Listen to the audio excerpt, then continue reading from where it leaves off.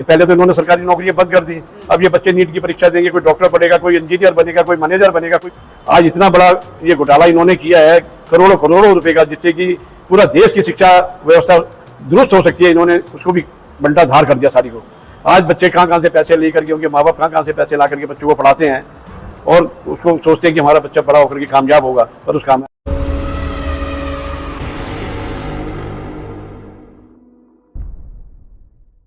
आज का कार्यक्रम दिल्ली प्रदेश कांग्रेस कमेटी के अध्यक्ष आदरणीय देवेंद्र यादव जी, AICC कोषाध्यक्ष अजय माकन जी के निर्देश पर दिल्ली के तमाम ज़िलों के अंदर हम लोगों को निर्देश दिया गया था कि आप स्टूडेंट जितने भी आपके क्षेत्र में रहते हैं उनको राहुल जी ने जो कोटा के अंदर एक छात्रों के साथ संवाद किया, उसको संवाद को आम जन तक कैसे पहुँचाया जाए, क्योंकि मीडिया, मोदी मीडिया तो दिखाने वाली नहीं है।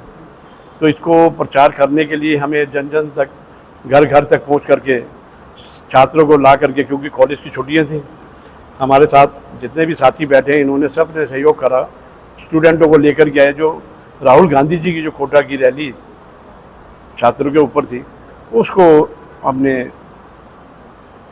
अपने स्क्रीन के माध्यम से छात्रों को दिखाया कि छात्रों के साथ कितना अन्याय हो रहा है। राहुल गांधी जी ने उस रैली के अंदर जो स्टूडेंट दिल्ली के अंदर आके या एक प्रदेश से लेकर दूसरे प्रदेश में आता है, हजारों रुपए का खर्चा करके होटलों में रहना, पूरा परिवार उनका आता है बच्चे की शिक्षा के लिए कि भाई बच्चा हमारा नीट के पेपर देने जा रहा है, सफलता के लिए आते हैं कि भाई हम उसका सहयोग करेंगे, उसको लेकर सुरक्षा से लेके जाएंगे।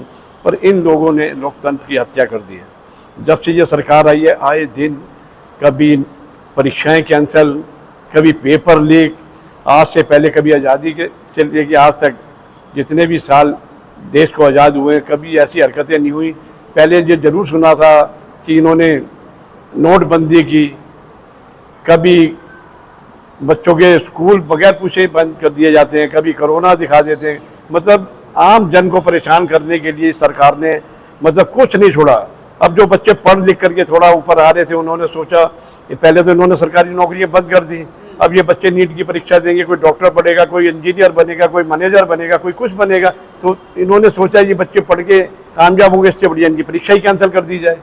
लेकिन वो लोग तो लगातार कहते नजर आ रहे हैं कि बीजेपी सरकार में ही पेपर लीक नहीं हो रहा है, ये कांग्रेस के टाइम नहीं, ऐसा कोई नहीं है। जब हमारी सरकार ने के ऊपर जब भी किसी ने इलेक्शन लगाया ना, तो हमारे केंद्रीय मंत्री जो भी होते थे 1 मिनट में त्यागपत्र देते हैं। आज इतना बड़ा ये घोटाला इन्होंने किया है करोड़ों करोड़ों रुपए का, जिससे कि पूरा देश की शिक्षा व्यवस्था दुरुस्त हो सकती है। इन्होंने उसको भी बंटा धार कर दिया सारी को। आज बच्चे कहाँ कहाँ से पैसे ले करके, उनके माँ बाप कहाँ कहाँ से पैसे ला करके बच्चों को पढ़ाते हैं और उसको सोचते हैं कि हमारा बच्चा बड़ा होकर के कामयाब होगा, पर उस कामयाबी के लिए लास्ट में आते ही उसके नीचे से पैरदान हटा दिया जाता है। तो सीधा आज इस परीक्षा के माध्यम से ना करते 25 बच्चों ने आत्महत्या कर लिया। इसका जिम्मेवार कौन होगा? जिन बच्चों के ऊपर लाखों करोड़ों रुपया लगा करके माँ बापों ने पढ़ाया है, आज उनकी अर्थियों को वो अपने हाथों में लेकर के घूम रहे हैं। वो सोचते थे कि आज हमारा बच्चा इंजीनियर, डॉक्टर, IPS बनेगा, आज उसकी बॉडी को शमशान में जला करके शांति से बैठ। ये सरकार इतनी घोर आपराधिक तरीके से चल रही है कि इसका इलाज युवा जब एक साथ होंगे, जैसे कोटा में हुए, अभी इलाहाबाद में होंगे, दिल्ली में भी ये रैली राहुल जी करेंगे यहाँ, तो आपको सबको पता चलेगा कि ये युवाओं के लिए है या आम जन के लिए है। क्योंकि युवा आज की डेट में जो पढ़ रहा है, कितना गरीबी तबके से निकल के आकर के पढ़ रहा है, पर उसका ये नौकरियाँ तो दे नहीं रहे। अब कोई बंदा डॉक्टर भी बनता है तो अपना क्या क्लिनिक तो खोल सकता है। लेकिन सर, मोदी जी भी युवाओं के साथ जो है मीटिंग कर रहे हैं और ये कह रहे हैं कि आज का जो भारत का जो युवा है वो आत्मनिर्भर भारत बन रहा है, स्टार्टअप अपना तैयार कर रहा है और ये भारत की मजबूत अर्थव्यवस्था में बहुत बड़ा योगदान देगा।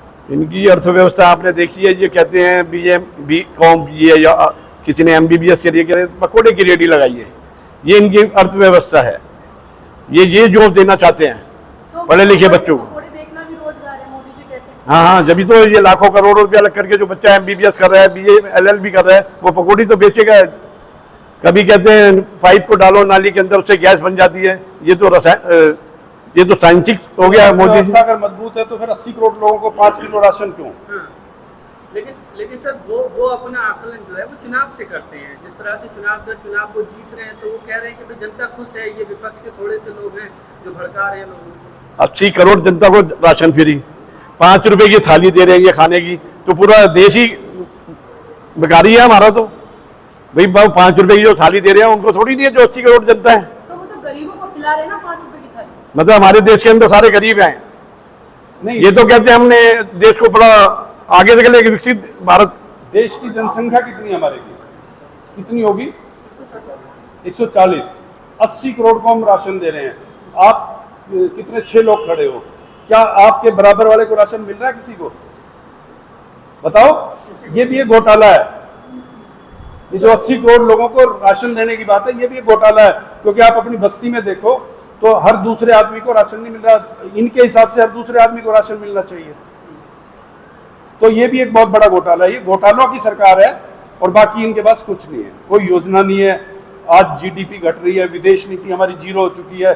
आपने देखा जिस वक्त हमने पाकिस्तान पर वो एयर स्ट्राइक किया था, तो एक भी देश हमारे पक्ष में नहीं खड़ा हुआ। जिस मालदीव को हमने रात में जिसका तख्ता पलट करवाया था, नेपाल छोटा सा देश जो हम पर निर्भर था, जो हमारे यहाँ चौकीदारी करते थे, छोटे छोटे देश, श्रीलंका जिसको हमने जिसकी उसमें वो शांति सेना भेजी, सारे छोटे छोटे देश आज हमारे खिलाफ है। तो विदेश नीति भी नहीं हमारी। तो चलिए, लेकिन किस तरीके से लगता है भास्कर जी की परिवर्तन हो पाएगा आने वाला समय? आप तो हर गली मोहल्ले क्षेत्रों में घूमते हैं, आप जन की आवाज़ को आप सुन रहे हैं कि वो चाहते हैं बदलाव, पर समय के हिसाब से ही होगा। क्योंकि चुनाव 2029 में है, उससे पहले तो कुछ हो नहीं सकता ऐसा। ये कोई छोटा तो देश है नहीं जैसे नेपाल या ये कि हम बाहर निकल आएंगे अपना। हम लोकतंत्र की हत्या नहीं करना चाहते। ये संविधान से देश चल रहा है, इसलिए संवैधानिक तरीके से 2029 में चुनाव होंगे और राहुल गांधी जी प्रधानमंत्री बनेंगे। तो क्या लगता है, ऐसा नहीं लगता आपको कि कांग्रेस का कार्यकर्ता जो खुलकर काम नहीं कर रहा? ये तो मोदी मीडिया कर रही है। कांग्रेस के कार्यकर्ता ये सामने आपने देखा नहीं, अभी हॉल में भी इतने लोग बैठे थे। ऐसे हर जिले के अंदर प्रोग्राम चल रहा है आज की डेट में।